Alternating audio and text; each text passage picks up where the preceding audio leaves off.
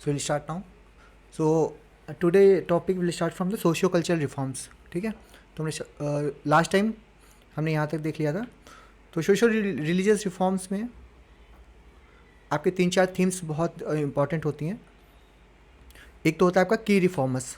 तो की रिफॉर्मर्स और उनके कंट्रीब्यूशंस. तो कई बार क्वेश्चन यहाँ से डायरेक्टली पूछ लिया जाता है कि कौन से की रिफॉर्मर्स थे, उनके मेन कंट्रीब्यूशंस क्या क्या थे. तो वी शुड नो दैट. या फिर कोई पर्टिकुलर जैसे कि सती का एबॉलिशन था, या फिर कोई पर्टिकुलर इवेंट पूछ के उनके बारे में कुछ पूछ लिया जाता है. तो वहाँ पे आपको रिफॉर्मर्स का रेफरेंस देते हुए उसके आंसर को लिखना होता है. सेकेंड होता है आपका वुमेन का क्वेश्चन. वुमेन, कास्ट, चाइल्ड, इन सब के एक थीम के ऊपर क्वेश्चन पूछ लेते हैं. ठीक है. अगर हम रिफॉर्मर्स और उनका कंट्रीब्यूशन की बात करें तो राजा Ram Mohan Roy most prominent one. इन्होंने ब्रह्म समाज की स्थापना की थी, राइट. और इनका जो मेन कोर आइडियाज़ या कोर फोकस एरियाज था आपका मोनोथिज्म, एंटी सती और वेस्टर्न एजुकेशन. सती एबॉलिशन 1829. इंग्लिश एजुकेशन का इन्होंने क्या किया था, इन्होंने सपोर्ट किया था इंग्लिश एजुकेशन को. Dayanand Saraswati, Arya Samaj, back to Vedas. तो मतलब ये जो कोर आइडियाज़ हैं उनको आपको अपने आंसर में मेंशन करना है. मतलब बहुत ही जेनरिक अगर आंसर लिख के आएंगे तो उसमें भी आपको नंबर नहीं मिलेंगे. जो जैसे कि अगर दयानंद सरस्वती से रिलेटेड कोई भी क्वेश्चन आता है तो आपको वहाँ पे back to Vedas, anti untouchabilities, Arya Samaj, Vedic revival, caste reforms, women upliftment, right, इन सब कीवर्ड्स का यूज़ करना है ना. केवल जेनरिक आंसर लिख के आएंगे तो फिर आपको नंबर उतने ज़्यादा नहीं मिलेंगे. ठीक है. ज्योतिबा फुले सत्यशोधक समाज, ये अभी न्यूज़ में भी है बिकॉज ऑफ द मूवी. तो आप इसको भी मार्क कर सकते हैं. इसको अच्छे से तैयार करके जाना आ भी सकता है क्योंकि मूवी की न्यूज़ तो काफ़ी दिनों से आ रही है, राइट. तो इवन पेपर जो सेट कर रहे होंगे उनके माइंड में कहीं ना कहीं उन्होंने पढ़ा ही होगा. ये काफ़ी सेंसर बोर्ड की वजह से काफ़ी दिनों से अटकी हुई थी because of the like sensor board ने काफ़ी सारे कट्स लगाए उसमें, वो कंट्रोवर्सल चल रहा था वहाँ पे. तो जो ज्योतिबा फुले, इनका आप याद रखना अच्छे से पढ़ लेने के बारे में. Satyashodhak Samaj, social justice, caste, gender equality, girls education और एंटी ब्राह्मणिकल डोमिनेंस, इन सब के बारे में उन्होंने बात किया था. Vivekananda Ramakrishna mission, spiritual nationalism, ये कीवर्ड है आपका, spiritual nationalism and cultural revival, इन सब की बात इन्होंने की थी. और शिकागो की जो स्पीच हुई थी 1893, और youth awakening, humanity, human approach, service approach, ये सब आप यहाँ पे विवेकानंद जी के लिए आपको मेंशन करना है. सैयद अहमद खान, अलीगढ़ मूवमेंट, मुस्लिम मॉडर्न एजुकेशन, रेशनलिज्म. तो वैसे तो सैयद अहमद खान का कहीं पर मतलब निगेटिव्स में ये आता है कि ब्रिटिश वाले लोगों ने इनको एज ए यूज़ किया अगेंस्ट द जो बाकी आपका हिंदुज़म का जो रिलीजियस मूवमेंट चल रहा था उसके अगेंस्ट में इन्होंने इनको यूज़ किया था. बट फिर भी इनकी पॉजिटिव साइड भी आप लिख सकते हैं. ये वेस्टर्न एजुकेशन को प्रमोट करते थे डिस्पाइट बीइंग द मुस्लिम. तो मुस्लिम लोग काफ़ी उसमें ऑर्थोडॉक्स स्कूल्स भी थे, राइट. तो इन्होंने ये इनका मूवमेंट, इनका जो अप्रोच था वो काफ़ी रैशनल था, है ना. रैशनल अप्रोच था इनका. वेस्टर्न एजुकेशन को प्रमोट करते थे, मॉडर्न एजुकेशन को प्रमोट करते थे ये. इसलिए इन्होंने अलीगढ़ मूवमेंट बनाया और इन्होंने अलीगढ़ मुस्लिम यूनिवर्सिटी की स्थापना भी करी थी. रानाडे, प्रार्थना समाज, लिबरल रिफॉर्म्स, वुमेन राइट्स के बारे में इन्होंने बात की. Support for the widow remarriage act and moderate approach. Window remarriage act कब आया था? 1856. किसके मतलब किनका मेजर रोल था इसमें? ईश्वरचंद विद्यासागर. ईश्वरचंद विद्यासागर ने डोमिनेंट रोल प्ले किया था इसके विडो रीमैरिज एक्ट के लिए 1856 वाले. Women question in the 19th century reform. तो वुमेन का क्वेश्चन अक्रॉस जो सोशल रिलीजियस रिफॉर्म्स थे उसका मेन थीम था आपका. वुमेन, अनटचेबल्स, ये सब आपके मेन थीम्स थी यहाँ पे. तो वुमेन की अगर बात करें तो सती मैं पहला इशू आता था, राजा राम मोहन जी से रिलेटेड थे, abolish 1829. Child marriage again another issue, Vidyasagar. Age of consent act आया उसके लिए. तो आप यहाँ पे इन एक्ट्स के नाम भी याद कर सकते हैं. इनको आपको आंसर में लिखना है कि उनका कैसे ये चीज़ें बंद हुई. विडो मैरिज विद्यासागर इन्होंने लीगलाइज कर दिया 1856 में. एजुकेशन की बात करें तो उसमें फुले और बेथुने स्कूल जो होता था उनकी मेंशन कर सकते हैं. Purdah, polygamy, property rights, prostitution and political participation, इन सब के जो एरियाज़ थे आपको इनमें लिखना है। आपको जैसे भी कोई भी अगर आता है वुमेन रिलेटेड इशू या फिर उसमें, तो आप इन पॉइंट्स को मेंशन कर सकते हैं, क्योंकि वुमेन तो एज ए ओवरऑल एक थीम हो गया, उसके अंदर हमको पॉइंट्स मिलते नहीं अंदर में, तो ये आपके पॉइंट्स होने चाहिए। Sati was the most prominent issue related to women. तो यहाँ पे सती को पहले लिखेंगे, सती, फिर child marriage, education, remarriage, purdah, property, prostitution and political participation. और इनके लिए किन लोगों ने काम किया उनका नाम भी यहाँ पे, that you can go through. ठीक है। और अगर हम वुमेन रिलेटेड क्वेश्चन कोई आता है तो उसके लिए कोई डायग्राम बना सकते हैं यहाँ पे। तो जैसे मैंने क्लास में बताया था आपको कि वुमेन रिलेटेड कोई भी क्वेश्चन आता है तो आप उसको यहाँ पे डिफरेंट वे में बना सकते हैं डायग्राम्स, तो बट यहाँ पे मैप भी बना सकते हैं। How you can show women's condition in India via map, है ना, वो वाला यहाँ पे आप बना सकते हैं। You can divide into the phases, ancient से लेके एंशियंट, मान लीजिए यहाँ पे एंशियंट लिख दिया है ना, एंशियंट, फिर मेडिवल, फिर मॉडर्न, है ना। तो इसमें वुमेन की कंडीशन कैसी थी, तो यहाँ पे आप बता सकते हैं कि इनिशियली आपकी जो ऋग्वेदिक पीरियड था काफ़ी ज़्यादा थी, लेटर वैदिक में आते आते कम हुआ थोड़ा यहाँ पे, फिर मेडिवल में थोड़ा सा यहाँ से अपलिफ्टमेंट स्टार्ट हुआ, और फिर मॉडर्न में आते थे अपलिफ्ट होते होते यहाँ पे फर्दर कॉन्स्टिट्यूशन के बाद में उसमें सडन बूस्ट आया। तो like that you can show in the graph, है ना। आप इस तरह का ग्राफ बना सकते हैं। तो यहाँ पे डिफरेंट टाइम पीरियड बता सकते हैं, और यहाँ पे actually time period will be here, time, this is the time, और यहाँ पे कंडीशन। तो अर्ली वैदिक में कैसे था, फिर लेटर वैदिक में कंडीशन कम होती चली गई, और उसके 18th 19th से 17th 18th सेंचुरी में आके एकदम लोवेस्ट पे आ गया था एक तरह से कह सकते हैं। उसके बाद में यहाँ से सोशल रिलीजियस रिफॉर्म आए तो इन्होंने बूस्ट किया यहाँ से, उसके बाद में कॉन्स्टिट्यूशनल चेंजेस आए, तो यहाँ पे ये, तो you can show like this graph. ठीक है। तो ये सोशल रिलीजियस रिफॉर्म्स में हमको डायग्राम बनाने की दिक्कत आती है, you can mention this one. और भी डिफरेंट वेज डायग्राम्स आप बना सकते हैं यहाँ पे। ठीक है। Transfer of powers to the crown 1858, ये आपका गवर्नमेंट ऑफ इंडिया एक्ट आया था 1858 में, उसके कई प्रोविजंस, तो उसमें आपको पता ही है 1857 के बाद में, रिवोल्ट के बाद में 1858 का ये एक्ट आया था। उसमें मेन चीज़ यही था कि ईस्ट इंडिया कंपनी जो थी वो अबॉलिश हो गई थी। Secretary of state for India, यहाँ पे जो secretary of state for India, full control over the Indian affairs. Governor general became the viceroy. Viceroy का मतलब डिफरेंस क्या था वाइसरॉय और गवर्नर जनरल में, viceroy was the crown's representative. Administrative centralization start हो गया यहाँ पे।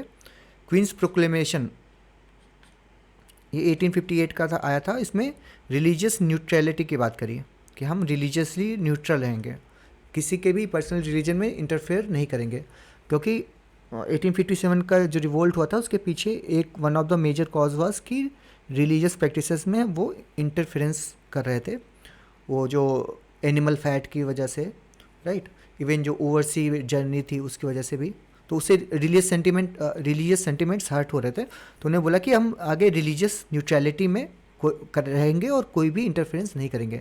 डॉक्ट्रिन ऑफ लैब्स जो थी, अगेन ये भी डोमिनेंट रीज़न था रिवोल्ट का, तो ये वाला जो पॉलिसी थी इसको भी उन्होंने बंद कर दिया। Beginning of modern nationalism, modern nationalism कब से स्टार्ट हुआ यहाँ पे, 1858 से 1885। तो मॉडर्न नेशनलिज्म जो फेज़ था आपका, यहाँ पे जो आपके मॉडरेट्स वाला फेज़ था उस फेज़ को बोलते हैं। ट्रिगर्स ऑफ नेशनलिज्म, नेशनलिज्म कैसे स्टार्ट हुआ, तो अगर क्वेश्चन कोई भी क्वेश्चन आता है आपको नेशनलिज्म से रिलेटेड, तो आप वहाँ पे उसका बैकग्राउंड दे सकते हैं। कॉलोनियल एक्सप्लॉयटेशन वहाँ से स्टार्ट हुआ, drain of wealth, partition of Bengal, western ideas, एक तो एक्सप्लॉयटेशन हो रहा था वो तो पता ही था सबको, राइट, उसके बाद वेस्टर्न आइडियाज़ का भी काफ़ी इन्फ्लुएंस था, जो आइडियाज़ ऑफ लिबर्टी, इक्वलिटी, है ना, और एजुकेशन, मैकॉलेस एजुकेशन, वेस्टर्न एजुकेशन, ये सब आया। फिर प्रेस और अवेयरनेस, प्रेस जो आई उससे भी काफ़ी, मतलब प्रेस जो प्रिंटिंग प्रेस आई उससे आपका काफ़ी अवेयरनेस क्रिएट हुआ, even the grass root level, तो वो भी काफ़ी मतलब वन ऑफ द फैक्टर था नेशनलिज्म के ग्रोथ में। फिर आपका कल्चरल प्राइड, तो कल्चरल प्राइड क्या था कि मतलब जब मतलब कि हमने जैसे लास्ट टाइम देखा था कि colonial hegemony, right, cultural hegemony क्या था आपका कि वेस्टर्न कल्चर को वो लोग डोमिनेट कर रहे थे, मतलब बोल रहे थे कि वो this is better than Indian culture. तो लोगों का क्या हुआ कि एक तरह से सेल्फ रिस्पेक्ट हर्ट हुआ कि हमारे इंडियन कल्चर को ये नीचे दबा रहे हैं, तो उसमें कल्चरल प्राइड वाली चीज़ आ गई। उन्होंने बोला कि नहीं नहीं, हमारा कल्चर इतना भी ख़राब नहीं है। अगर वो ये ना बोलते कि वेस्टर्न कल्चर इज़ बेटर, तो फिर शायद वो लोग इस पर इतना ध्यान नहीं देते। When they started promoting the western culture कि इंडियन कल्चर ख़राब है, वेस्टर्न कल्चर अच्छा है, तो यहाँ पे भी लोग डिफेंड करने आ गए। उनको फिर अपना सेल्फ रिस्पेक्ट लगा, कल्चरल प्राइड आया उनमें। तो उसके लिए आपका स्वदेशी, आर्य समाज, विवेकानंद की स्पीचेस, ये सब इसी से कनेक्टेड थी। फिर political platform, Indian national Congress 1885 में फॉर्मेशन हुआ था। ये एक पॉलिटिकल प्लेटफॉर्म भी मिल गया उनको नेशनलिज्म को ग्रोथ के लिए। ठीक है, अब ये नेशनलिज्म के लिए यहाँ पे कुछ कोर्स का भी यूज़ कर सकते हैं आप। तिलक जी ने कहा था, India is my Motherland and my goddess, this shows the nationalism. दादा भाई नेहरूजी से रिलेटेड कोई भी क्वेश्चन आता है तो you can mention this incident कि Mahatma Gandhi wrote to Nehruji in 1894 saying that the Indians look up to you as children to the father, such is the really the feeling here। मतलब उन्होंने बोला कि Indians look up to you as children to the father. तो उन्होंने ये बोला कि we Indians look up to you, मतलब Nehruji, as a children looking to the father. तो he was like a father figure, you can say कि वो मतलब काफ़ी उनके ऊपर ट्रस्ट था कि जो है इंडियन इंटरेस्ट को वो आगे लेके जाएंगे।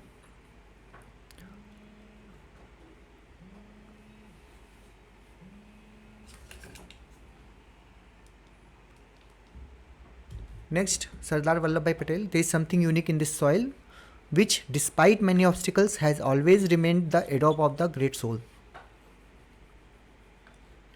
ठीक है, लेजिस्लेटिव एंड एडमिनिस्ट्रेटिव रिफॉर्म्स, तो ये तो हमको पता ही है, लाइक डिफरेंट एक्ट्स थे यहाँ पे। गवर्नमेंट ऑफ इंडिया एक्ट आया 1858 में, उसके अंदर काउंसिल एक्ट आया था 1861 में, एंड वर्नाकुलर प्रेस एक्ट आया था 1878, Ilbert bill controversial 1883, Indian council act 1892। तो इनके जो प्रोविजन है आप यहाँ पे याद कर सकते हैं। तो गवर्नमेंट ऑफ इंडिया एक्ट 1858, उसका मेन क्या था, end of east India company, viceroy, secretary of state, ये सब आए थे, direct crown rule started. Council act का मेन था आपका nominated Indians in council, portfolio system start हुआ था 1861 में। First Indian members Raja of Banaras and Dinkar Rao. Vernacular press act तो हमको बहुत इंपॉर्टेंट है, यहाँ कोई भी प्रेस रिलेटेड क्वेश्चन आता है तो वहाँ पे आपको वर्नाकुलर प्रेस एक्ट का नाम लिखना है। 1878, उसका साल भी याद रखिए। 1878 मतलब सेम है, यहाँ पे 8 भी, यहाँ पे भी है 8 यहाँ पे भी है, राइट। और 1 + 7 भी 8 होता है, तो ऐसा करके आप याद कर सकते हैं 1878। तो it was about the gagging the Indian language presses. तो वो इंडियन लैंग्वेजेस प्रेसेस को स्पेशली टारगेट करके उसके ऊपर रूल्स थे इनके काफ़ी एक्सप्लॉइटिव। तो अमृत बाजार पत्रिका टर्न इंग्लिश टू, मतलब हिंदी टू इंग्लिश। तो इन्होंने ऐसा था कि अदर देन इंग्लिश जो मैगजीन्स थे उनके ऊपर ये लोग काफ़ी टाइट कर रहे थे। तो Ilbert bill controversy 1883 allowed Indian जजेस टू ट्राई यूरोपियंस। तो फिर अगेन इसके बारे में काफ़ी सारे प्रोटेस्ट हुए। इंडियन काउंसिल एक्ट 1892 में आया, इसमें बजट डिस्कशन अलाउड हुआ, इनडायरेक्ट इलेक्शन से स्टार्ट हुए। फॉर्मेशन ऑफ आईएनसी, ये काफ़ी फेवरेट एरिया है, one of the favourite area. INC का क्वेश्चन आता रहता है। तो आईएनसी का क्वेश्चन अगर आता है तो आपको यहाँ पे ये सारे फैक्ट आपको ऐड ऑन करने हैं। डेट आपको जरूर लिखनी है। 20 जो फर्स्ट सेशन हुआ था उनका 28 दिसंबर 1885 बॉम्बे में हुआ था। Founder was AO Hume, first president WC Banerjee. ठीक है, एम इनका क्या था फॉर्मेशन ऑफ आईएनसी का, यूनिटी, राइट्स एंड रिप्रेजेंटेशन। अब इसमें क्या हुआ कि जो मेनली हमारा मॉडरेट्स का पीरियड था यहाँ पे, फॉर्मेशन ऑफ 1885 ऑनवर्ड्स। लेकिन वी नो कि उनकी जो मेथोडोलॉजी थी वो 3 पीस की थी, राइट। तो वो काफ़ी मेथोडोलॉजी मतलब बहुत ज़्यादा इफेक्टिव नहीं थी। तो उसकी काउंटर करने के लिए, उनको क्रिटिसाइज़ करने के लिए यहाँ पे सेफ्टी वॉल थ्योरी आई, है ना। तो सेफ्टी वॉल थ्योरी क्या कहती थी बेसिकली, सेफ्टी वॉल थ्योरी पहले तो इन्होंने कौन लेके आए यहाँ पे, एक्सट्रीमिस्ट लेके आए, जो आपका लाल बाल पाल थे, लाजपत राय और बाल गंगाधर तिलक और बिपिन चंद्र पाल, इनको बोलते थे लाल बाल पाल। तो ये इन्होंने एक्सट्रीमिस्ट विंग को दिखाते थे। इन्होंने बोला कि मॉडरेट्स क्या बोलते थे कि जो मतलब मॉडरेट्स इवन जो ब्रिटिश लोग थे वो ये बोलते थे कि हमने आईएनसी का फॉर्मेशन इसलिए किया है क्योंकि हम चाहते हैं कि इंडियंस के राइट्स को हम दें, या फिर इंडियंस को क्या बोलते हैं, इंडियंस के हित के लिए कुछ काम करें। लेकिन जब एक्सट्रीमिस्ट आया उन्होंने बोला कि आप मॉडरेट्स लोगों ने तो कुछ काम किया नहीं, उनकी वजह से कुछ हुआ नहीं, और इन्होंने जो अलाउ किया था आईएनसी का फॉर्मेशन वो इंडियन क्या बोलते हैं इंडियन इंटरेस्ट में नहीं किया था। उन्होंने ये बोला कि जो इन्होंने डफरिन ने अलाउ किया था और एओयू ने बनाया था वो basically they wanted some platform जहाँ पे जो डिसेंट कर रहे थे, मतलब जो आपका इश्यूज थे उनको वेंट ऑफ करने के लिए उन्होंने एक स्टेज बनाया था जिससे कि वो फर्दर वायलेंट रिवोल्ट में कन्वर्ट ना हो। तो एक तरह से एक सेफ्टी वॉल की तरह से बनाया था उन्होंने बोला जिनको प्रॉब्लम है वो यहाँ पे डिस्कस करेंगे, एक तरह से वायलेंट रिवोल्ट 1857 की तरह दोबारा नहीं होगा। तो मतलब ये बेसिकली ब्रिटिश एम्पायर के इंटरेस्ट में बनाया था उन्होंने, ना कि इंडियन इंटरेस्ट में। तो ये कहना था एक्सट्रीमिस्ट लोगों का अगेंस्ट द लाइक जो मॉडरेट्स का कहना था कि आईएनसी फॉर्मेशन हुई, या ब्रिटिश का कहना था कि हमने अलाउ किया कांग्रेस को फॉर्म होने के लिए, हमने तो अलाउ किया था। तो उन्हें बोला कि आपने अलाउ किया लेकिन इंडियन इंटरेस्ट में नहीं, आपने अपने खुद के इंटरेस्ट में किया ताकि जो है फर्दर 1857 वाला जैसा रिवोल्ट वापस से रिपीट ना हो।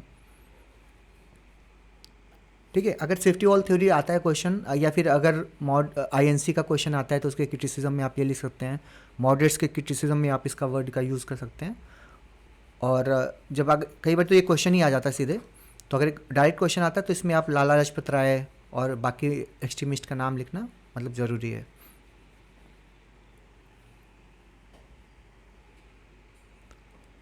ठीक है, next governor generals and viceroys of India. तो this is about the viceroys. इनका काफ़ी मतलब ये फैक्चुअल चीज़ें हैं, आप यहाँ पे पढ़ लेना इसको। खाली इसमें इंपॉर्टेंट चीज़ क्या होती है कि आपका जो मतलब इवेंट्स हैं यहाँ पे की इवेंट्स हैं उनके साथ आगे का आपको ईयर याद होना चाहिए कि किस साल में क्या फॉर्मेशन हुआ है। जो साल आपको याद रहेगा तो उस साल को आपको मेंशन करने में क्या बोलते हैं आंसर में आपको मेंशन करने में काफ़ी मतलब यूज़फुल रहेगा और वो आपका वैल्यू एडिशन होगा। जैसे रेगुलेटिंग एक्ट के ऊपर क्वेश्चन आता है तो आपको 1773 पता होना चाहिए, formation of supreme court 1774, Asiatic society 1784। अगर ऐसा कोई क्वेश्चन आता है एशियाटिक सोसाइटी का तो आपको 1784 उसमें मेंशन करना है। परमानेंट सेटलमेंट का क्वेश्चन कई बार आया हुआ है लैंड रिफॉर्म्स के बारे में, तो ये 1793 में स्टार्ट हुआ था। कॉर्नवालिस कोड आपका 1793 में आया था। And father of civil services, ये भी हम किसको बोलते हैं, कॉर्नवालिस को। वेलेस्ले, इनके टाइम में आता था सब्सिडरी अलायंस 1798 में आया था। फिर विलियम बेंटिक, इनका रूल काफ़ी मतलब इम्पॉर्टेंट था इनका पीरियड, क्योंकि यहाँ पे आपका एबॉलिशन ऑफ सती हुई थी 1829 में, इंग्लिश एजुकेशन 1835 में, और ठगी सप्रेशन 1830s में। तो ठगी सप्रेशन में किसका मेन रोल था, मतलब किन्होंने लीड किया था इसको, स्लीमैन राइट। ओके, डलहौजी का period next.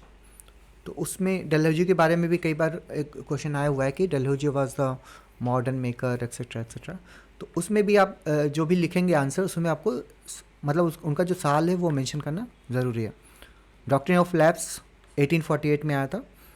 Railways 1853, telegraph 54, window remarriage act 1856। तो आप इसको पॉजिटिव वे में नेगेटिव वे में कहीं भी यूज़ करिए, but you can don't forget to mention the years. ठीक है, further you can go through this list. सारे मेन इवेंट्स आपके इसी टेबल में मतलब कवर हो जाएंगे साल के साथ में।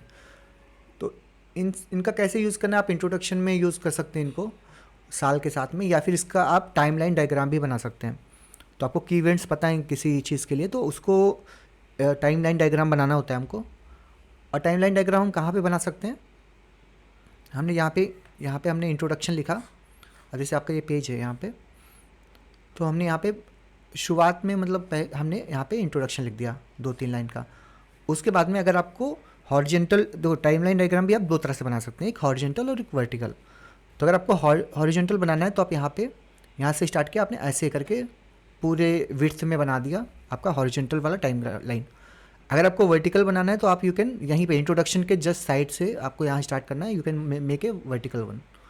यहाँ पे एरो डाउन करके आप यहाँ पे टाइमलाइन डायग्राम बना सकते हैं, but you have to make in this way just immediately after the introduction. या फिर जहाँ अगर आपको यहाँ पे कुछ आपने बाद में लिखा है वहाँ पे मतलब रिलेट हो रहा है तो वहाँ पे लिख दीजिए। अगर आपको बैकग्राउंड वाला टाइमलाइन डायग्राम देना है तो that should be immediately after the introduction. ठीक है, next one, national movement phase one. तो नेशनल मूवमेंट को भी हम 2-3 फेजेस में डिवाइड कर सकते हैं, 3 फेजेस में मेनली। तो फर्स्ट फेज जो आपका था 1905 से 1917 तक।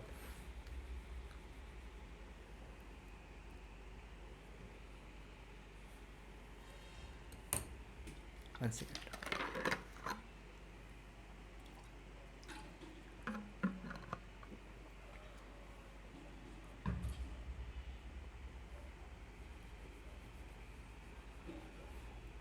ओके, जो फर्स्ट फेज था आपका 1905 से 1917 के बीच में, तो इसमें जो मेन इवेंट था आपका पार्टीशन ऑफ बंगाल।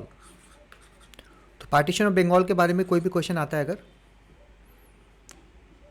तो आपको यहाँ पे सबसे पहले चीज़ तो ये आपको टाइमलाइन पता होनी चाहिए। टाइमलाइन मतलब यहाँ पे पर्टिकुलर कुछ डेट्स भी थी, उन डेट्स को भी आपको यहाँ पे याद कर सकते हैं। जैसे कि यहाँ पे 19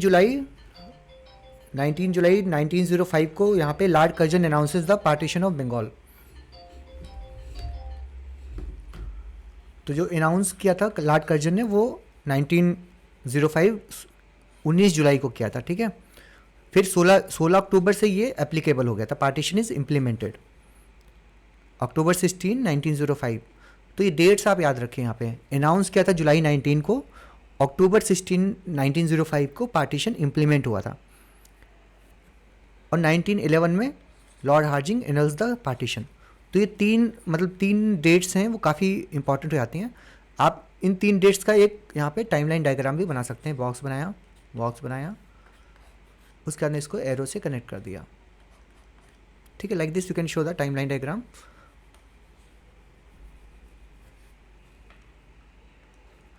तो partition of Bengal and why, उसके causes why it was done. तो it was divided because of the, like government ने बोला कि एडमिनिस्ट्रेटिव रीजन से इसका डिवीज़न हुआ था, लेकिन एक्चुअल में उसका डिवीज़न जो है एडमिनिस्ट्रेटिव रीजन्स नहीं, बल्कि आपके जो यूनिटी को कम करने के लिए, यहाँ पे जो बंगाल था काफ़ी बड़ा एरिया था, तो उसको डिवाइड करने के लिए वहाँ पे उसकी जो यूनिटी थी उसको डिवाइड करने के लिए इन्होंने 2 डिफरेंट पार्ट्स में उसको डिवाइड कर दिया, specially on the lines of religion. तो ये वाला मैप, अगर कोई पार्टीशन का क्वेश्चन आता तो वहाँ पे आप इस तरह का मैप बना सकते हैं। तो how it was divided, it was Bengal यहाँ पे था और ईस्टर्न और आसाम यहाँ पे डिवाइड हो गया था। It was divided into 2 parts. तो यहाँ पे अगर आप यहाँ पे ये देखिए मुस्लिम परसेंटेज, तो आपका जो बंगाल में था यहाँ पे केवल 16% था और यहाँ पे आपका 58% था। तो जो आपके मुस्लिम परसेंटेज, जो मुस्लिम एरिया था ईस्टर्न बंगाल में, वो उनको ईस्टर्न बंगाल में डिवाइड कर दिया, और जो आपका हिंदू मेजॉरिटी एरिया था वो बंगाल में रह गया यहाँ पे। ठीक है, सो ये हो गया आपका पार्टीशन ऑफ बंगाल। उसके बाद में उसी के टाइम पे स्टार्ट हुआ था आपका स्वदेशी मूवमेंट 1905 से 11। Boycott was the key tool, self reliance, cultural nationalism. तो ये cultural nationalism is a keyword here, self reliance, boycott, ये सब कीवर्ड्स आपको यूज़ करना है। Started in the town hall Calcutta led by Lal Bal Pal and Aurobindo. Promotion of khadi, national education, imported goods of, like जो खादी था आपका यहाँ पे मेन टूल था इस स्वदेशी मूवमेंट में। तो उन्होंने क्या किया कि इन्होंने मतलब खादी को ऐसे टूल बना के बोला कि हम इंपोर्टेड क्लॉथ्स का यूज़ नहीं करेंगे, इंपोर्टेड गुड्स का यूज़ नहीं करेंगे। तो उससे क्या हुआ, imported goods saw the 68% drop. तो ये आपका एक क्या बोलते हैं डेटा भी आ गया यहाँ पे। तो आपको याद रखिए कि 68% जो डिमांड थी फॉरेन गुड्स की, उसमें आपके कपड़े थे और बाकी लग्जरी चीज़ें थी, तो वो 68% ड्रॉप हो गई थी। तो इसको आप ऐसे लिख भी सकते हैं अगर, और या फिर इसको और कैसे दिखा सकते हैं, अगर आपका वन डेटा पॉइंट है तो आप यहाँ पे ऐसे भी लिख सकते हैं कि हाउ सिंपली, आप यहाँ पे ऐसे बना के you can mention two columns, और यहाँ पे ड्रॉप दिखा सकते हैं, यहाँ पे दिखा सकते हैं -68%। बस यहाँ पे पूरा कुछ नहीं लिखना है आपको, यहाँ लिख देख सकते demand for the foreign goods and it drop to -68%, ऐसे। तो you can make graph like this is a graph using a single data. तो इस तरह का आप ग्राफ बना सकते हैं यहाँ पे। फिर आपका Surat split 1907, ideological clashes moderate versus extreme, उसकी वजह से हुआ था, गोखले वर्सेस तिलक। ठीक है, नेक्स्ट मुस्लिम लीग फॉर्मेशन 1906 में फॉर्म हुई थी ढाका में, फिर अंडर नवाब सलीमुल्लाह। ठीक है, ये letter welcome the separate electorates of 1909। तो मुस्लिम लीग फॉर्मेशन अगेन की इवेंट थी यहाँ पे, तो यू कैन मेंशन दैट जहाँ भी आपको यूज़ होता है। तो बेसिकली जो यहाँ पे डेटा है, नाम है या साल हैं, उनका यूज़ आप अपने आंसर में बार बार फ्रीक्वेंटली करेंगे। हिस्ट्री में खाली यही चीज़ें आपके काम आती हैं इनरिचमेंट में। हिस्ट्री में आपको मतलब कि आप ऐसे सिंपल प्लेन वे में लिखेंगे ना, जैसे कि विदाउट एनी दीज थिंग्स। अब जैसे यहाँ पे फॉर्मेशन है तो आपको 1906 लिखना है यहाँ पे, वहाँ पे फॉर्म कहाँ हुआ, ढाका में, वो भी लिखना है। नवाब सलीमुल्लाह का भी नाम लिखना है ना, अंडर हिम। अगर ये सब चीज़ें आप नहीं लिखेंगे कि Muslim league formation led to this, तो फिर वो चीज़ यहाँ पे इनरिचमेंट वाला चीज़ आपको यहाँ पे नहीं आएगा। तो आपके जो ये चीज़ें हैं, जो नाम है, जो साल हैं, जो प्लेस हैं, यही सब आपका इनरिचमेंट है हिस्ट्री के लिए। यहाँ पे डेटा आपको बहुत ज़्यादा नहीं मिलेगा।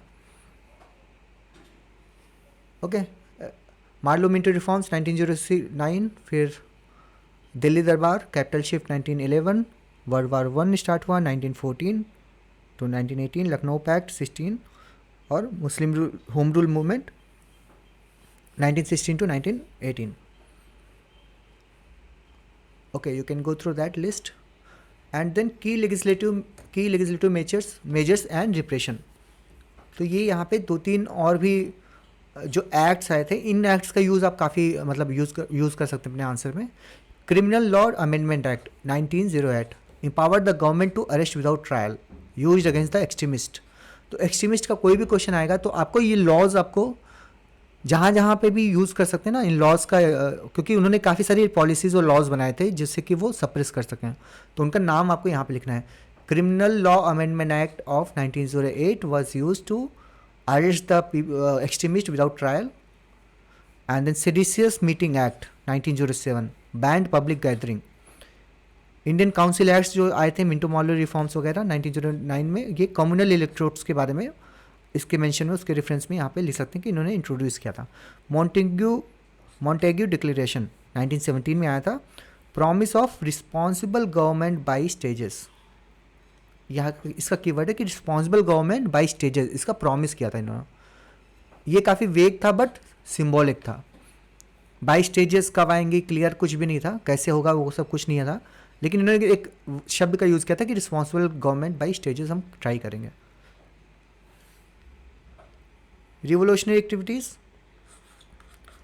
तो यहाँ पे इस फेज़ में जो फर्स्ट फेज़ था आपका, वहाँ पे रिवोल्यूशनरी एक्टिविटीज़ भी स्टार्ट हो गई थी, जैसे कि अनुशीलन समिति और युगांतर, ये काफ़ी इम्पॉर्टेंट। हाँ, अनुशीलन समिति और देखो, हम जब रिवोल्यूशनरी फेज़ के बारे में बात करते हैं ना, कोई रिवोल्यूशनरी एक्टिविटीज़ क्या क्वेश्चन आता है, तो मैंने बहुत लोगों को देखा कि वो सीधे वहाँ पे HRA से स्टार्ट करते हैं, फॉर्मेशन ऑफ HRA, HSRA, तो उसके बारे में बात करते हैं। वो बिस्मिल और चंद्रशेखर आज़ाद और फिर भगत सिंह, यहाँ की बात करते हैं। रिवोल्यूशनरी मूवमेंट सुन के उनके माइंड में खाली यही चीज़ें आती हैं कि HRA फॉर्मेशन के बाद से, लेकिन जो रिवोल्यूशनरी एक्टिविटीज़ थे इसके पहले भी स्टार्ट हो गई थी। इवन 1908 में देखिए यहाँ से स्टार्ट हो गया था। तो आपको अगर कोई डायग्राम बनाना है, टाइमलाइन डायग्राम, तो आपको ये फर्स्ट फेज़ वाली जो रिवोल्यूशनरी एक्टिविटीज़ थी उनको भी आपको मेंशन करना है। जो गदर वाला इवेंट्स थे, राइट, वो भी रिवोल्यूशनरी में आता है। तो अनुशीलन समिति और युगांतर यहाँ पे काफ़ी एक्टिव थे बंगाल में। इन्होंने स्टार्ट किया अलीपुर बॉम्ब केस 1908 में हुआ था। तो क्या हुआ था इसमें, DH किंग्सफोर्ड, बेसिकली कि why they wanted to assassinate Kingsford. ये एक ब्रिटिश मजिस्ट्रेट थे, ये काफ़ी मतलब ब्रूटल भी थे, और साथ में उन्होंने क्या किया कि दे वांटेड टू इंश्योर कि गवर्नमेंट को पता चले कि हम भी फोर्स का यूज़ कर सकते हैं या फिर हम भी वायलेंट मेजर्स यूज़ कर सकते हैं। तो ये दिखाने के लिए उन्होंने बोला कि चलो ये किंग्सफोर्ड को उड़ा देंगे हम। तो इसका Alipur conspiracy case 1908, also known as Murari Pukur, Murari Pukur और मानिक टाला। ये बेसिकली मानिक टाला क्या था, यहाँ पे एक प्लेस है मानिक टाला, कहाँ पे, कोलकाता में, जहाँ पे ये लोग अरेस्ट हुए थे। तो वो मानिक टाला बॉम्ब कॉन्स्पिरेसी भी बोलते हैं इसको। इट वाज लाइक, इसमें दो नाम काफ़ी इंपॉर्टेंट है, खुदीराम बोस और Prafulla Chaki. These two were very young boys, Khudiram Bose and Prafulla Chaki. Prafulla Chaki ने सुसाइड कर लिया था उसके बाद में, और खुदीराम बोस को कैप्चर एंड हैंग्ड। ठीक है, तो ये जो इवेंट्स हैं इनको आपको मेंशन करना है अगर कोई भी रिवोल्यूशनरी एक्टिविटीज़ आती है 1908 की। उसके बाद में आपका गदर जो आया था, गदर मूवमेंट, तो वो 1914 के आसपास, तो वो वाला भी आपको यहाँ पे मेंशन करना है। उसके बाद में HRA और HSRA ये सब एक्टिविटीज़ आएंगी। Those are in the second phase, right. Culture and political tools, तो यहाँ पे फर्स्ट फेज़ में कौन कौन से कल्चरल और पॉलिटिकल टूल्स यूज़ किया, सॉन्ग्स का यूज़ किया गया। जैसे कि अमार सुनार बंगला जो टैगोर ने लिखा था, वो स्वदेशी का एंथम था। इन्होंने सॉन्ग्स का यूज़ किया, न्यूज़पेपर्स का यूज़ किया, जैसे Kesari, new India of Besant and Amrit Bazar Patrika. The use of newspaper, ये आपको नाम याद रखना है, एग्जाम्पल की तरह यूज़ करना है। तो the use of newspaper to spread the awareness, to create the grass root level nationalism, ऐसे लिखेंगे, नीचे लिखेंगे एग्जाम्पल, अमृत बाजार पत्रिका और केसरी, ऐसे करके इन सबको एग्जाम्पल में लिखेंगे। एजुकेशन का यूज़ किया, आपका Bengal national college, rejection of colonial curriculum, Tagore's Rakshabandhan. So Tagore Rakshabandhan 1905, ये भी एक सिंबॉलिक था। इन्होंने बोला कि हिंदू मुस्लिम यूनिटी को प्रमोट करने के लिए कि we will tie the rakhis, तो राखीज़ बांध के हम लोग हिंदी मुस्लिम यूनिटी को प्रमोट करेंगे। तो this is also another symbolic event. Notable quotes, आपका तिलक ने बोला Swadesh is my birthright, I shall have it. Gandhi ji, Swadesh is the soul of Swaraj. Tagore, let's tie rakhi a symbol of unity. तो टैगोर जी ने राखी को symbol of unity as a represent किया Swadeshi movement में। Sarojini Naidu, he consider Jinnah as ambassador of Hindu Muslim unity. तो इन सब का use आप हिंदू मुस्लिम यूनिटी के रेफरेंस में कोई भी क्वेश्चन आता है, या फिर कम्युनलिज्म के बारे में कोई भी चीज़ आती है, या फिर रोल ऑफ डिफरेंट रिलीजन, या फिर डिफरेंट सेक्टर्स और different stakeholders in national movement, तो वहाँ पे आप ये सब कीवर्ड्स यूज़ कर सकते हैं। इम्पैक्ट ऑफ फेज़ वन, इनका फेज़ वन का इम्पैक्ट क्या हुआ आपका, पॉलिटिकल, सोशल, इकोनॉमिकल, आप यहाँ पे ये चीज़ें लिख सकते हैं। अगेन जो पॉइंट्स हैं वो तो हमको पॉइंट्स से तो हमको पता ही है कि कौन कौन से पॉइंट्स हैं, उनको आप यहाँ पे विद प्रॉपर सब हेडिंग बना के फिर उसके अंदर आप उनको लिखेंगे। National movement phase two start होता है आपका मेनली गांधीयन मूवमेंट, यहाँ बोल सकते हैं इसको गांधीयन एरा, है ना, तो इसको हम बोल सकते हैं गांधीयन एरा या गांधीयन मूवमेंट। तो इसका जो मेन जो डोमिनेंट लीडर थे वो गांधी जी थे, और यहाँ पे उनका जो मास मोबिलाइजेशन, जो उनकी आइडियोलॉजी थी मास मोबिलाइजेशन, इसके फीचर थे non violent, constitutional demands and communal politics. ये इसके की फीचर्स थे इस सेकेंड फेज के गांधी एरा वाले, उसके mass mobilisation, non violent resistance, constitutional demand और कम्युनल पॉलिटिक्स। ठीक है, अब इसके तो ये तो इनके फीचर्स हो गए। उसके अंदर अगर की मूवमेंट्स की बात करें यहाँ पे, तो चंपारण सबसे पहला आया था, चंपारण 1917 में। यहाँ पे आपका गांधी जी और राजकुमार शुक्ला, तो राजकुमार शुक्ला का नाम आपको यहाँ पे याद रखना है, उनको लिखना भी है अगर कोई चंपारण रिलेटेड क्वेश्चन आता है, क्योंकि इन्होंने इनवाइट किया था गांधी जी को। एंड ऑफ तिनकटिया सिस्टम, तिनकटिया सिस्टम जो था, इसको भी आपको यहाँ पे कीवर्ड है यहाँ पे, first use of Satyagraha in India. तो ये भी Champaran was the first use of Satyagraha in India. तो ये इन इंडिया क्यों लिखा है, बिकॉज ये ओवरऑल सत्याग्रह का पहला यूज़ नहीं था, ये सत्याग्रह इन इंडिया का था। उससे पहले गांधी जी ने साउथ अफ्रीका में सत्याग्रह का यूज़ कर लिया था already, and there it was successful. तो उसको जब यहाँ पे ही wanted to implement the same thing in India also, तो he implemented in this Champaran. Next is Ahmedabad mill strike. Ahmedabad और खेड़ा दोनों आपके 1918 में हुए थे, लेकिन इनका सीक्वेंस आपको याद कर रखना है। पहले अहमदाबाद आया था, अहमदाबाद के जस्ट 7 डेज़ के बाद में आपका खेड़ा आया था। तो ये टाइमलाइन आप यहाँ पे याद करिए। अगर मान लीजिए आपको टाइमलाइन डायग्राम बनाना है या कुछ बनाना है तो आप पहले चंपारण लिखेंगे, फिर अहमदाबाद लिखेंगे, फिर खेड़ा लिखेंगे। तो CAK, इसको चाक बोल सकते हैं, चाक, CAK चाक, ठीक है। अहमदाबाद एंड खेड़ा साल एक ही है, कई कई मतलब मोस्टली किताबों में 1918 ही लिखा रहता है, तो हम कंफ्यूज हो जाते थे कि कौन सा पहले आया। ये फरवरी में आया था और ये मार्च में आया, ठीक है। अहमदाबाद बिल मिल स्ट्राइक किसके लिए हुआ था आपका? प्लेग बोनस के इशू की वजह से हुआ था। फर्स्ट हंगर स्ट्राइक थी गांधी जी की यहाँ पे। इसमें एक और नाम आता है अनसुईया साराभाई, तो इनका भी आप यहाँ पे मेंशन कर सकते हैं। खेड़ा वाला मार्च 1918, गांधी जी और सरदार पटेल, क्रॉप फेलियर्स और फेमाइन की वजह से इनका रोल था, मतलब ये हुआ था। Rowlatt satyagraha 1919, Gandhi ji against the Rowlatt act. इसका दूसरा नाम भी यहाँ पे था, जिसको आप याद करके यहाँ पे आंसर में लिख सकते हैं। इसका नाम था anarchical and revolutionary crimes act of 1919। अगर रॉलेट एक्ट का क्वेश्चन आता है तो आपको इसका पूरा नाम इंट्रोडक्शन में लिख देंगे। Rowlatt act was the origin, और यू कैन से कि इट वाज रॉलेट एक्ट और the anarchical and revolutionary crimes act 1919 was this. तो उसका ओरिजिनल नाम आपका ये था। रॉलेट एक्ट उसको शॉर्ट में बोल देते हैं, anarchical and revolutionary crimes act 1919। Jallianwala Bagh, तो उसकी डेट भी याद रखें। यहाँ पे बहुत लोगों ने जलियांवाला बाग की मतलब लिखते हैं तो 1919 लिख देते हैं, 1919। आपको 13 अप्रैल भी याद रखना है, काफ़ी की इवेंट थी पर्टिकुलर 13 अप्रैल। तो 13 अप्रैल आपको यहाँ पे मेंशन करना है इंट्रोडक्शन में। जनरल डायर 379 किंग किल्ड, ठीक है। Non corporation movement 1920-22, Khilafat movement Chauri Chaura, these are the keywords. Ali brothers, Gandhi. CDM 1930-34, Gandhi Nehru launch the Dandi march, salt satyagraha, tax refusal, ठीक है। अब आता है आपका यहाँ पे again major acts, reforms and pacts. तो कई बार इसके भी क्वेश्चन आ जाते हैं, तो यू शुड नो दिस, इनका क्रोनोलॉजी।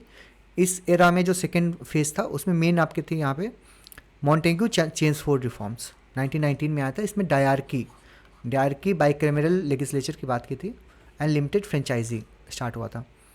तो डायरकी क्या होता था बेसिकली, यहाँ पे ट्रांसफर्ड और रिजर्व्ड दो तरह के इन्होंने सब्जेक्ट्स को कैटेगराइज कर दिया था।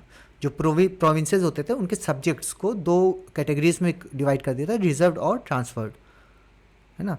तो इसमें क्या हुआ था, जो रिजर्व ट्रांसफर सब्जेक्ट्स थे वो एडमिनिस्ट्रेटिव रिलेटेड थे और वो आपके इलेक्टेड इंडियन एडमिनिस्टर जो थे उनके हाथ में थे, और जो रिजर्व थे वो आपके यहाँ पे governor and it's executive council. तो जो रिजर्व थे वो काफ़ी अच्छे रोल, मतलब डोमिनेंट रोल वाले थे, वो गवर्नर और उसकी एग्जीक्यूटिव काउंसिल के लिए फिक्स किए गए थे। जो ट्रांसफर वाले थे, मतलब लॉ की वाले, इसमें लॉ एंड ऑर्डर एक्सेट्रा था, ये सब आपका इलेक्टेड इंडियन मेंबर्स के पास थे। Finance, law and order and land revenue, these were the parts of reserve. Law and order main था, तो फिनेंस, लॉ एंड ऑर्डर और लैंड रेवेन्यू ये सब आपके रिजर्व कैटेगरी में थे। बाकी लोकल एडमिनिस्ट्रेशन एक्सेट्रा आपका इलेक्टेड इंडियन मिनिस्टर्स के पास में थे। तो this was about the dyarchy introduce by 1919। हम लोगों को मॉडर्न हिस्ट्री के आंसर लिखने में काफ़ी डिफ़िकल्टी होती है, क्योंकि हम ये कीवर्ड्स एक्चुअली अच्छे से याद नहीं रहते हमको, तो इसलिए बहुत लोगों के GS1 में नंबर कम आते हैं कंपेयर टू, मतलब GS2 में अच्छे आते हैं, GS3 में अच्छे आते हैं, GS4 में भी अच्छे आते हैं, लेकिन GS1 में कम हो जाते हैं बिकॉज ऑफ लैक ऑफ, मतलब ऐसा लगता है कि हमको आता है, क्योंकि हिस्ट्री हमने कई बार पढ़ी है, मॉडर्न हिस्ट्री वगैरह हमने प्रीलिम्स के लिए पढ़ी रहती है ना, तो हमको थोड़ा ओवर कॉन्फिडेंस में रहते हैं कि हमको हिस्ट्री में क्या ही करना है, हमको तो सारी चीज़ें आती हैं, हम 10 वर्ड लिख देंगे। लेकिन उनके लिखने में दिक्कत यही आती है कि वहाँ पे हम जो मेन कीवर्ड्स हैं, जो वर्ड्स वहाँ पे होने चाहिए, वो वर्ड्स हम मिस कर देते हैं, वो नहीं लिखते हैं, तो उनकी वजह से हमारा जो आंसर होता है बिल्कुल फ्लैट हो जाता है, उसमें इनरिचमेंट नहीं रहता है, and that's why we get the less marks. इसके लिए थोड़ा एनालिटिकल भी रहना पड़ता है कि ये हुआ तो क्यों हुआ, उस टाइप का। तो वो एनालिसिस वाला जो पॉजिटिव नेगेटिव या फिर उसके कॉजेज़ क्या थे एक्सेट्रा, तो वो सब अगर आप प्रॉपरली लिखेंगे तब आपको अच्छे मार्क्स मिलेंगे। Simon commission, Nehru report, all right. Next one, strategy shift and political developments. तो स्ट्रेटजी शिफ्ट मतलब यहाँ पे जो टाइम पीरियड के साथ में कैसे कैसे स्ट्रेटजी शिफ्ट हुई है, तो उसके बारे में बताता है। तो आप इस चीज़ का भी एक मैप बना सकते हैं यहाँ पे, यू कैन मेंशन ऐसे ग्राफ, है ना। यहाँ पे भी अगेन टाइम पीरियड लिख सकते हैं, यहाँ पे डिफरेंट टाइम फेजेस लिख सकते हैं कि कौन सा फेज था। तो 1917 यहाँ पे से स्टार्ट हुआ और 1922, तो ये एक फेज़ हो गया। ये आपका था यहाँ पे मास सत्याग्रह, मास सत्याग्रह लिख सकते हैं इसको, फर्स्ट फेज़ को। फिर आपको स्वराजिस्ट वाला सेकेंड फेज़ था 1923 से लेके यहाँ पे 1928 तक।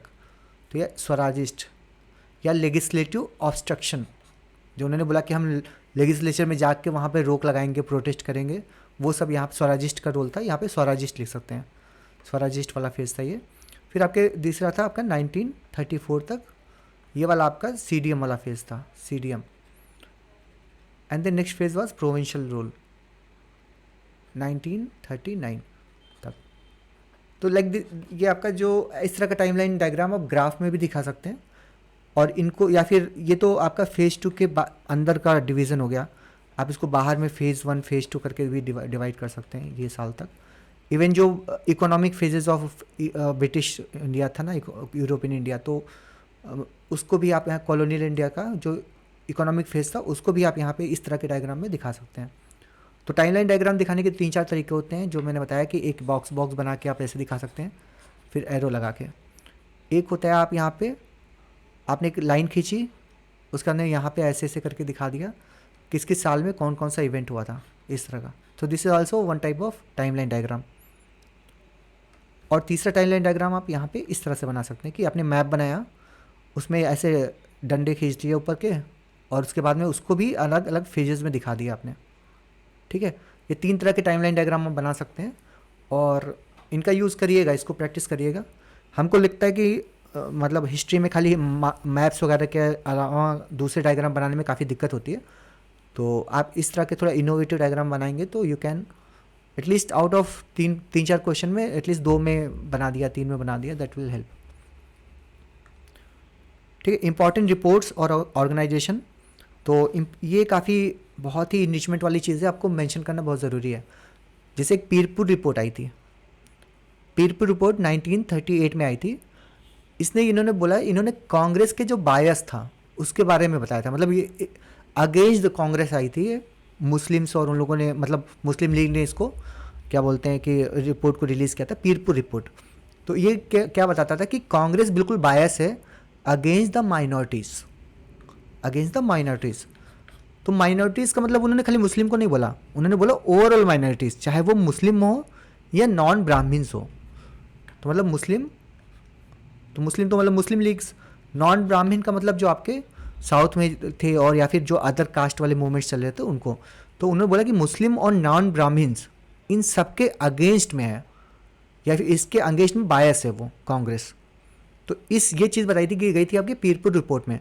तो कोई भी क्वेश्चन जिसमें मुस्लिम लीग आता है या मुस्लिम लीग का साइड आपको बताना है, या फिर आपको जो कास्ट वाला इशू आता है तो उसको जस्टिफाई करना है कि कांग्रेस कैसे कास्ट बेस्ड उसमें सपोर्ट करती है, तो उसमें पीरपुर रिपोर्ट को आप यहाँ पे मेंशन कर सकते हैं कि Pirpur report of 1938 it shows that कि Congress was, it told or it is mentioned in the Pir-Pur report 1938 that Congress was biased against the minorities which includes Muslims and non-Brahmins, ठीक है। अनटचेबिलिटी का कोई क्वेश्चन आता है वहाँ पे भी मेंशन कर सकते हैं, क्योंकि नॉन ब्राह्मिन्स में क्या आ गए, सारे अनटचेबल्स भी आ गए, ठीक है। नेक्स्ट वन आगे आते हैं, इंडिपेंडेंस फॉर इंडिया लीग 1928। तो ये एक ऑर्गेनाइजेशन था, ये बोस और नेहरू ने किया था। इन्होंने oppose the dominion status. Dominion status कहाँ पे डिमांड हुआ था, नेहरू रिपोर्ट में। मतलब जवाहरलाल नेहरू के पापा थे मोतीलाल नेहरू, तो उन्होंने डोमिनियन स्टेटस की डिमांड करी थी अपने नेहरू रिपोर्ट में। लेकिन तब उन्होंने मतलब जो जवाहरलाल नेहरू थे उनके बेटे और सुभाष चंद्र बोस ये थोड़ा रेडिकल थे, मतलब ये थोड़ा क्या बोलते हैं, ये काफ़ी बोले कि नहीं आप डोमिनेंट स्टेटस हमको नहीं चाहिए, हम क्या करेंगे कि हमको पूर्ण स्वराज चाहिए, हमको डोमिनेंट स्टेटस चाहिए नहीं। तो वो इन्होंने उसके अपोजिशन में उन्होंने स्टार्ट किया इंडिपेंडेंस फॉर इंडिया लीग 1928। तो इसमें इन्होंने अच्छा काम किया, इसी वजह से नेहरू जी को जो 29 का जो अधिवेशन हुआ था कांग्रेस का, उसका उनको लीडर बना दिया गया था। और वहाँ पे उन्होंने पूर्ण स्वराज वाला जो चीज़ थी वहाँ पे उन्होंने डिक्लेयर किया था। लेबर किसान पार्टी, नेहरू रिपोर्ट जो थी, नेहरू रिपोर्ट वो जवाहरलाल नेहरू नहीं थे, वहाँ पे मोतीलाल नेहरू थे। तो ये भी मिस्टेक करते हैं बच्चे, तो आप इस चीज़ का ध्यान रखना कि वहाँ पे जवाहरलाल नेहरू नहीं, मोतीलाल नेहरू की रिपोर्ट थी वो नेहरू रिपोर्ट। लेबर किसान पार्टी 1923 में आई थी, चेट्टियार के द्वारा इसका फाउंडेशन हुआ था। इन्होंने लेबर्स के बारे में बात किया था। Socialist literature, the socialist and नाबाजुग। ठीक है, आगे आता है आपका इंपॉर्टेंट कोट्स। इंपॉर्टेंट कोट्स में आपका ये पूर्ण Swaraj is our birth right. 1929 में आईएनसी ने बोला कि पूर्ण Swaraj is our birth right. Salt is the greatest necessity of life. Last nail in the coffin of British rule. ये काफ़ी क्या बोलते हैं इंपॉर्टेंट था आपका जो कोटेशन लाला लाजपत राय ने बोला था। तो क्या हुआ कि जब लाला लाजपत राय के ऊपर लाठीचार्ज हुआ था जब वो साइमन गो बैक वाले में, तो उन्होंने ये बोला था कि जो मेरे ऊपर लाठियाँ पड़ रही हैं, these are not just injury to me but these are the last nails in the coffin of British rule. तो इस चीज़ को उन्होंने उस समय बोला था, तो ये कोड काफ़ी फेमस हो गया था। तो यू कैन मेंशन दिस, अगर साइमन कमीशन या फिर आपका कोई भी ये जो 1928 के बारे में आता है या फिर रिवोल्यूशनरी एक्टिविटीज़, क्योंकि रिवोल्यूशनरी एक्टिविटीज़ भी यहाँ से इनका रोल था। क्योंकि लाजपत राय की जो मौत हुई थी उसके बाद में उसका बदला लेने के लिए भगत सिंह ने वो सैंडर्स को मारा था। सैंडर्स को मारने गए थे, स्कॉट मर गया था। ठीक है, separate electrodes will perpetuate untouchability, ये गांधी जी ने बोला था। जब सेपरेट इलेक्ट्रोड्स की डिमांड हो रही थी कि हम मतलब जो अंबेडकर जी बोल रहे थे कि हम सेपरेट इलेक्ट्रोड्स लाएंगे 1935 में एक्ट में, तो उन्होंने गांधी जी ने बोला कि आप सेपरेट इलेक्ट्रोड्स ला के वी विल परपेचुएट, मतलब कि हमेशा के लिए जो अनटचेबिलिटी है वो बनी रहेगी, वो कभी हटेगी नहीं। अगर इसको हटाना है तो सेपरेट इलेक्ट्रोड नहीं लाना है, ज्वाइंट ही रहने दो, हम इसके लिए काम करेंगे। तो ये सब चीज़ें उन्होंने पूना पैक्ट में अपना डिस्कस किया था। ठीक है, facts and data can go through this. 60,000 plus arrest during CDM, ठीक है, लिख सकते हैं। 148 seat reserve for the like SC schedule caste via Poona pact, तो यू कैन मेंशन 148 सीट्स, तो ये अच्छा फैक्ट है, आपको यूज़ करना है। INC ministries in provinces like UP, Bihar, Bombay, Madras. 26 January 1930 observe the first independence day. So this was about the second phase. Okay, 8:30 तो ऐसे हो गया यहाँ पे। ओके, विल गो फास्ट थोड़ा ना। Second phase will come to phase 3, 1939 to 1947, second world war और उसका रिस्पॉन्स। तो सेकेंड वर्ल्ड वॉर से start September 1939, dragged into world war 2, फिर Cripps mission 1942 and Bengal famine 1943। These are the key timelines here.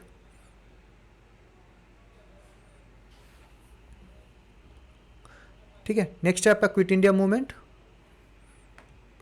Quit India movement की जब बात आती है ना यहाँ पे, 8 अगस्त आपको लिख देना, 8 अगस्त 1942 गांधी जी की कॉल डू और डाई हुआ था। Mass arrest, women's leader. Women leader की बात करेंगे क्विट इंडिया मूवमेंट में तो आपका Aruna Asaf Ali flag hoisting, Usha Mehta Congress radio, and सोना थमल जो थी वो मदुरई प्रोटेस्ट में इनका नाम आता है काफ़ी, तो वो भी इनका नाम भी आपको लिख सकते हैं यहाँ पे। पैरेलल गवर्नमेंट्स की बात करें तो बलिया, तामलुक और सतारा, ये 3 प्लेसेस पे आपकी पैरेलल गवर्नमेंट्स बनी थी। मोस्टली बच्चों को बलिया याद रहता है, जीतू पांडे बलिया याद रहता है, बट तामलुक और सतारा भी यहाँ पे आप मेंशन कर सकते हैं। Suppression, Congress was ban till 1944, severe British depression. Limitation क्या थी? Lack of coordination, no support from the Muslim League, censorship, public shooting है, प्रेस कंट्रोल इम्पोज्ड। ठीक है, उसके बाद में आता है आपका INA and red fort trials. तो इसका भी कई बार क्वेश्चन आता है। Indian national army INA, it was form by Subhash Chandra Bose with the Japanese aid. तो INA ट्रायल क्या हुआ था आपका, जो मतलब INA के जो लोग पकड़ गए थे, जो सोल्जर्स पकड़े गए थे, उनके अगेंस्ट में चलाया गया था। तो उनके नाम भी ये थे आपका प्रेम सहगल, गुरबख्श ढिल्लन और शाहनवाज खान। ये नाम याद रखिए, प्रेम सहगल, गुरबख्श ढिल्लन और Shahnawaz Khan tried for treason. These were the leaders of INA जो कैप्चर हो गए थे। फिर क्या हुआ कि इनके अगेंस्ट ट्रीजन का केस चला तो बहुत सारा मास प्रोटेस्ट आया। प्रोटेस्ट के बाद में फिर लोगों ने सपोर्ट किया फ्रॉम द कांग्रेस एंड लोगों ने किया। उसके बाद में this inspire the Rin mutiny of 1946। ठीक है, आईएनए और आईएनए रेड फोर्ट ट्रायल्स इन सब के बारे में बात करें तो उसके सब्सिक्वेंट में रिन म्यूटिनी भी बता सकते हैं। और रिन म्यूटिनी की कोई बात करें तो यहाँ पे ये डेट्स भी लिख सकते हैं आप, 18 फरवरी 1946। और HMS तलवार यहाँ इस मतलब शिप से स्टार्ट हुआ था यह रिन म्यूटिनी। रिन का मतलब क्या होता है? Royal Indian naval revolt, royal Indian navy revolt. तो आपको अगर कई बार क्वेश्चन में रिन म्यूटिनी लिखा रहता है तो आपको फुल फॉर्म उसका लिखना है, रॉयल इंडियन नेवी रिवोल्ट। और ये कहाँ पे हुआ था? आपका बॉम्बे में हुआ था, बॉम्बे से स्टार्ट हुआ था 18 फरवरी 1946 को। बेसिकली पुअर कंडीशंस और इनके इनएडिक्वेट फीड वर्किंग कंडीशन इन सब के बारे में था। Working condition, poor working condition, racial discrimination और इनएडिक्वेट फूड, इसके बारे में स्टार्ट हुआ था ये।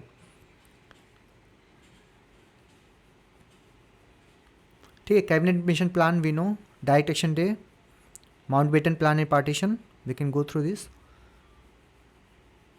ठीक है, इसके बाद आपका आता है मेन इंपॉर्टेंट पॉइंट जो जिसका ज़्यादा यूज़ होता है आपके मेंस में। British policies and its impact, administrative policies, social cultural policies, education policies, इन सब का जो आपका एनालिसिस रहता है वो काफ़ी इंपॉर्टेंट होता है। तो इसके जो फीचर्स हैं, पॉजिटिव है इम्पैक्ट है, निगेटिव इम्पैक्ट्स है, ये सब काफ़ी आपके मेंस पर्सपेक्टिव से काफ़ी इंपॉर्टेंट है। ठीक है, वील सी दिस क्विकली।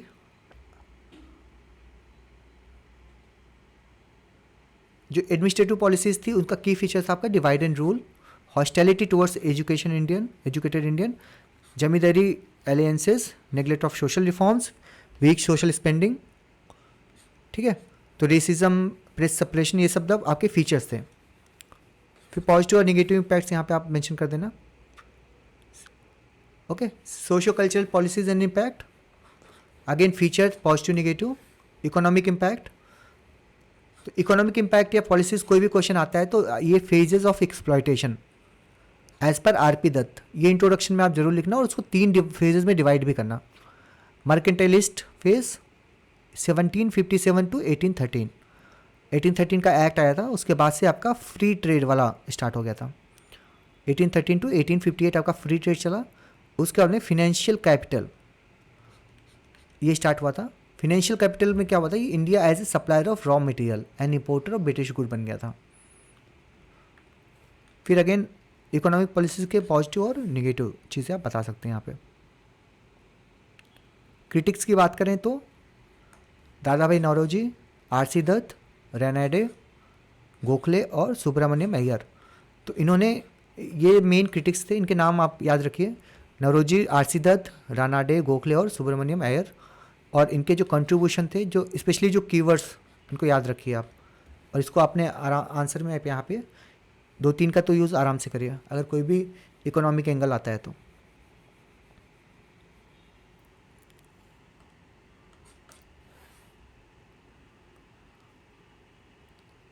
ठीक है, कोर्स की बात करें तो कोर्स में यहाँ पे ये 2 कोर्स काफ़ी इंपॉर्टेंट है। JS मिल का कोट है कि despotism is a legitimate mode of government in dealing with the barbarians.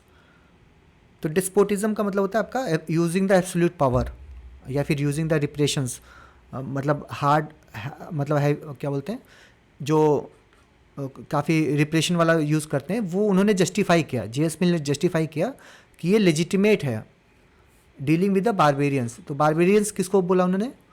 बोला इंडियन, जो लोग इंडियन को बोला कि बारबेरियंस है, और जो गवर्नमेंट यूज़ कर रही है फोर्स उनको रोकने के लिए वो जस्टिफाइड है।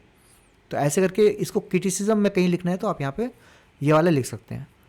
और जो मैकॉले का कोट था, मैकॉले का कोट यह था कि create a class Indian in blood, English in taste. वो बाई वेस्टर्न एजुकेशन ये बनाना चाहते थे कि मोर ब्यूरोक्रेट्स जो हो रहे हैं, या फिर एक क्लास बने जो इंडियन इन ब्लड हो लेकिन इंग्लिश इन टेस्ट हो। इसलिए उन्होंने इन्फ्लुएंस करने के लिए वेस्टर्न एजुकेशन पे पूरा ध्यान दिया था। तो मैकॉले का एक और कोट काफ़ी पॉपुलर है यहाँ पे, this one, a single shelf of good European library, single shelf of good European library was worth the whole native literature of India in Arabia. इन्होंने ये बोला कि पूरा जो इंडिया का होल लिटरेचर है वो मतलब एक गुड यूरोपियन लाइब्रेरी के शेल्फ से भी कम है। तो ये इन्होंने बोला। तो you can use this code for any this type of question जहाँ पे आपका यूज़ हो पाता है, वेस्टर्न कल्चर के बारे में बता रहा है या फिर आपका literature, Indian culture, Indian literature के बारे में बता रहा है कि उसको कम करते थे। तो इस कोड का आप यहाँ पे यूज़ कर सकते हैं। ठीक है, नेक्स्ट है आपका ब्रिटिश की पर्सनालिटीज़।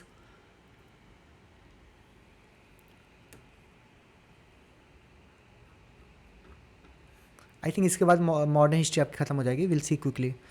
तो की पर्सनालिटीज़ के बारे में अगर कोई भी क्वेश्चन आता है तो पर्सनालिटीज़ का क्वेश्चन मतलब कई बार कंट्रीब्यूशन वगैरह पूछते हैं, तो आपका जो मेनली क्वेश्चन आता है आपका आइडियोलॉजीज से, उनके व्यूज़ क्या थे। तो कई बार किसी पर्सनालिटी का आइडियोलॉजी पूछ लेते हैं या फिर कई बार वो उसको मतलब दो पर्सनालिटीज़ को पूछ के उनके बीच में डिफरेंस क्या होता है वो पूछ लेते हैं। तो आप उसको क्या कर सकते हैं, आप यहाँ पे ये शॉर्टकट याद कर सकते हैं। जैसे कि हमारा पेस्टल हमको बताया, राइट, पेस्टल। तो पेस्टल हमको पता है, तो वहाँ पे पेस्टल की जगह आप यहाँ पे टेक्नोलॉजी का उतना यूज़ नहीं होता, तो आप यहाँ पे आप आर कर सकते हैं। तो पेस्टल जी, पेस्टल जी। तो पेस्टल टी के मतलब टी की जगह आर आ गया, तो पेस्टल जी हो गया। P for political ideology. तो आइडियोलॉजी की बात करें तो हम यहाँ पे पॉलिटिकल आइडियोलॉजी की बात कर सकते हैं। नेशनलिज्म, स्वराज, डेमोक्रेसी, इन सब के बारे में उनका क्या थॉट था वो लिख सकते हैं। P for political ideology, politics नहीं लिखेंगे, पॉलिटिकल आइडियोलॉजी लिखेंगे। ई फॉर इकोनॉमिक व्यू, तो उसका कैपिटलिज्म के लिए, सोशलिज्म के लिए, लैंड रिफॉर्म, स्वदेशी, पॉवर्टी एलिवेशन, इन सब के लिए क्या पॉइंट ऑफ व्यू थे वो यहाँ पे इकोनॉमिक व्यू दिखा सकते हैं। नेक्स्ट है सोशल आइडियोलॉजी। तो इसमें caste, gender, education, women, widow, untouchability, communal harmony, इन सब के बारे में उनके क्या थॉट प्रोसेस है वो चीज़ यहाँ पर दिखा सकते हैं। फिर जो हमने टी को रिप्लेस किया था आर से, वो है आपका रिलीजियस एंड कल्चरल व्यूज़। तो रिलीजियस कल्चरल व्यू में आपका secularism, syncretism, reforms with religion, interfaith dialogue, cultural nationalism, इन सब के बारे में क्या थॉट प्रोसेस था वो यहाँ पे दिखा सकते हैं। ई फॉर एजुकेशन, वर्नाकुलर और English, L for legal and institutional, और जी फॉर ग्लोबल आउटलुक। तो ये आपकी 6-7 मेन हेडिंग हो जाएंगी जिसके अगेंस्ट में आप किसी भी पर्सनालिटी का क्वेश्चन टैकल कर पाएंगे। या फिर आपको 2 पर्सनालिटीज़ का डिवाइड कर दिखाना है उनके आइडियोलॉजी का, तो आप इनके अंडर में आप उसको 2 टेबल बना के डिवाइड कर सकते हैं। ठीक है, यहाँ पे बहुत सारे पर्सनालिटीज़ के बारे में लिखा हुआ है, you can go through that, उनकी जो वैल्यूज़ थी और उनका examples, so you can go through this. खासकर यहाँ पे हमने खास जो बहुत ही इंपॉर्टेंट है, जैसे गांधी जी का तो हमेशा इंपॉर्टेंट रहता है, तो उनकी सारी वैल्यूज़ लिखी हैं। फिर अम्बेडकर, तो Ambedkar is another very important, PYQ में पूछा भी गया है कई बार। फिर सुभाष चंद्र बोस, ये भी PYQ है, तो इनकी भी जो आइडियोलॉजी है, चीज़ें आप याद रखिए। वल्लभ भाई पटेल, ये भी PYQ है। नेहरू, देन बाल गंगाधर तिलक, रवीन्द्रनाथ टैगोर, विवेकानंद, दयानंद सरस्वती, देन सैयद अहमद खान, ये भी PYQ है, पूछा गया है। फिर जयप्रकाश नारायण, चंद्रशेखर आज़ाद, रिवोल्यूशनरी, भगत सिंह का आया है PYQ में। नेक्स्ट है आपका विनोबा भावे।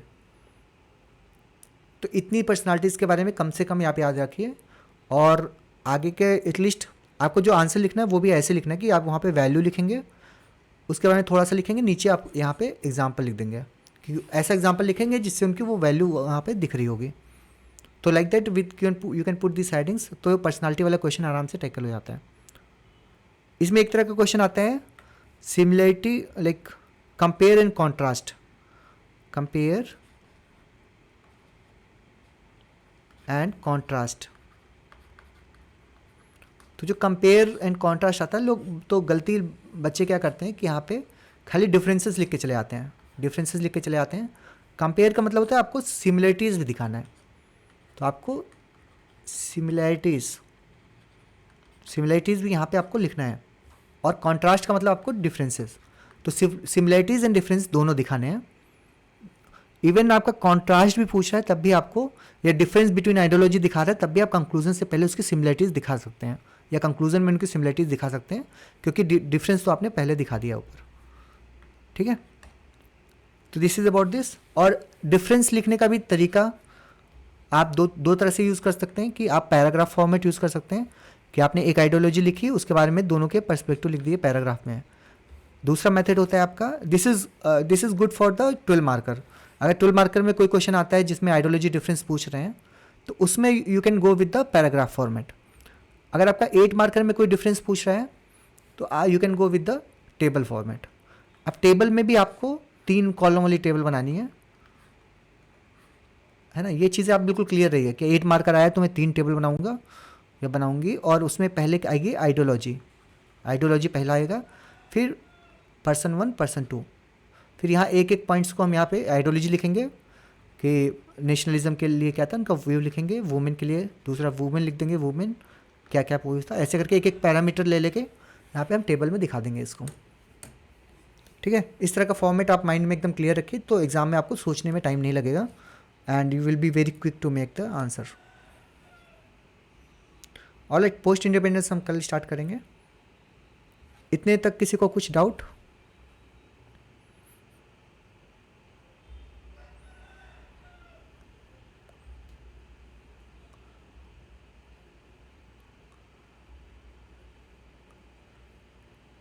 आई थिंक आज की क्लास थोड़ा हम लोग धीरे धीरे पढ़े, लेकिन यहाँ पे क्या बोलते हैं ना, मॉडर्न हिस्ट्री आपका क्या बोलते हैं, इतना फैक्चुअल चीज़ है, और यहाँ पे काफ़ी चीज़ें हमको देखना पड़ता है। वर्ड हिस्ट्री तो और भी टाइम लेगा, क्योंकि वर्ड हिस्ट्री में हमको सारा कॉजेज़ और वो सब चीज़ें हमको बताना पड़ेगा, थोड़ा समझाना पड़ेगा। वर्ड हिस्ट्री क्या होता है कि अब अगर आप इंडिविजुअली देखें तो ये एक एक क्लास जो मॉडर्न हिस्ट्री होता है, तो कितना 1 घंटे का क्लास थोड़ा ना होता मॉडर्न हिस्ट्री, उसमें ही कितने दिन की होती है, लेकिन अगर आप शॉर्टकट में कितना भी तेज खींचें तो टाइम लगता है, तो कोई दिक्कत नहीं है। या मतलब एक्स्ट्रा टाइम लगेगा, जैसे मैंने बोला था कि मैंने प्लान किया था कि 30 सेशन लेंगे, मैंने प्लान किया था 30 सेशन लेंगे 1-1 घंटे का, 30 दिन में करेंगे।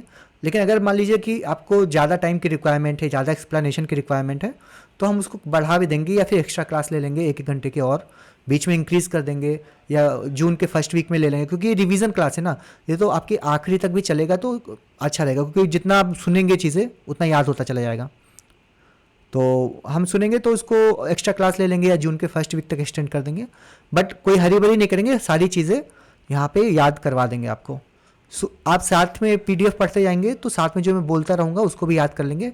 और कई बार क्या होता है ना कि जैसे कि आप कोई काम कर रहे हैं या ट्रेवल कर रहे हैं, कहीं जा रहे हैं, तो आप जो यूट्यूब में या फिर आपके जो एप्लीकेशन में वीडियो है उसको चला लिया और उसको सुनते हुए चले गए ईयरफोन में, तो उससे सुनते सुनते भी काफ़ी चीज़ें ना आपको याद हो जाती हैं। आपने खुद पहले से पढ़ा हुआ है, पहले से क्लास अटेंड की है, तो आप कान में लगा के रिवाइज करेंगे तो वो सुनते सुनते आपको रिकॉल हो जाएगा। तो this is very good way to revise, क्योंकि कई बार सारा मोबाइल में पढ़ना है, मतलब इतना इजी नहीं होता है, काफ़ी शोरगुल होता है, या फिर कहीं हम ट्रेवल कर रहे होते हैं, तो उस समय आप इसका यूज़ कर सकते हैं वीडियोज़ का। ठीक है, थैंक यू एवरीवन। पर्सनालिटी का एक क्वेश्चन है यहाँ पे किसी का, वो बता देता हूँ। क्वेश्चन ये था कि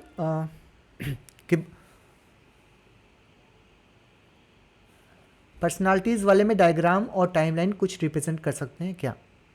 इंट्रोडक्शन में लिख सकते हैं आप, जैसे कि पर्सनालिटीज़ का कोई क्वेश्चन है तो आप इसको इंट्रोडक्शन में दिखा सकते हैं कि ये कौन सी एरा में थे, किस टाइम पे थे, उस तरह से आप बता सकते हैं। कि मोस्टली वो कंटेम्प्रेरीज को ही कंपेयर करते हैं, तो जैसे कि भगत सिंह या गांधी जी को पूछ लिया, अब बहुत डिफरेंस वालों को नहीं करते हैं, कंटेम्प्रेरीज को करते हैं, तो टाइमलाइन बहुत डिफरेंट नहीं होता है। तो आप इंट्रोडक्शन में ही दिखा सकते हैं कि 19th सेंचुरी और 20th सेंचुरी और the both were the key leaders from this century, ऐसे करके दिखा सकते हैं। या अगर आपको बहुत डिफरेंस है कि कोई बहुत पुरानी पर्सनालिटी और मतलब उस टाइम की पर्सनालिटी के बीच में टाइमलाइन डिफरेंस है, तो यू कैन वो तो एक फिर पॉइंट ही बना सकते हैं। अगर बहुत टाइमलाइन डिफरेंस है तो उसमें एक्स्ट्रा पहला पॉइंट तो वही होगा, टाइम पीरियड, तो वो एक एक्स्ट्रा पॉइंट हो जाएगा टाइम पीरियड, वहाँ पे फिर आप उसका उनका टाइम पीरियड दिखा सकते हैं अलग अलग, अगर वो काफ़ी डिफरेंट है मतलब तो। ओके,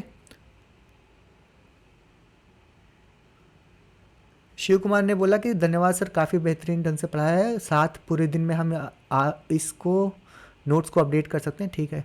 ओके, तो और किसी का कुछ डाउट है या फिर सबको समझ में आ गया पूरा? कंक्लूड कैसे करेंगे सर? किस में कंक्लूजन? सौरभ ने पूछा कंक्लूड कैसे करेंगे।